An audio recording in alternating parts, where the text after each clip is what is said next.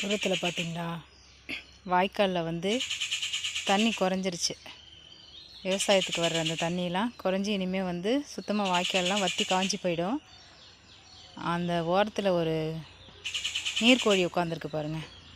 அது இவ்வளோ நேரம் தண்ணிக்குள்ளே அப்படியே உள்ளே நீச்சல் அடித்து ஏதோ மீன்லாம் பிடிச்சி சாப்பிட்டுட்டு இருந்துச்சு. நான் அதை பார்த்துட்டு தான் நான் இந்த பக்கமாக நிற்கிறேன், அது அந்த பக்கமாக உட்காந்துருக்குது. அது பாருங்கள், கொஞ்ச நேரம் வெயில் காயுது, திருப்பி தண்ணிக்குள்ளே முழுகி அப்படியே உள்ளேயே உள்நீச்சல் போட்டுகிட்டே போயிட்டு ஏதாவது பிடிக்கும்.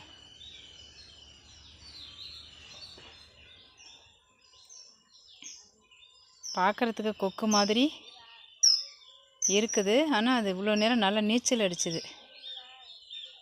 மறுபடியும் நீச்சல் அடிக்கிறதுக்கு வெயிட் பண்ணுது. பார்க்கலாம் என்ன செய்யுதுன்னு பார்ப்போம்.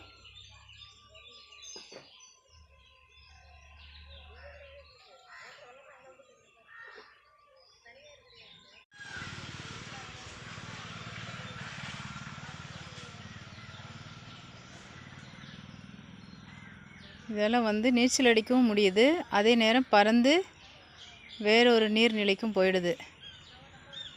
தண்ணிக்குள்ளே முழுகி இருக்கிற நேரம் மாதிரி தரையிலையும் உட்காந்து சுவாசிக்குது போல்.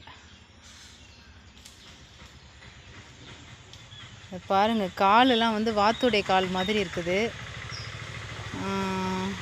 கோழி மாதிரி வால் இருக்குது, உடல் அமைப்பு வந்து கொக்கு போல் இருக்குது. பறந்துருமோன்னு எனக்கு கொஞ்சம் அச்சமாக இருக்குது.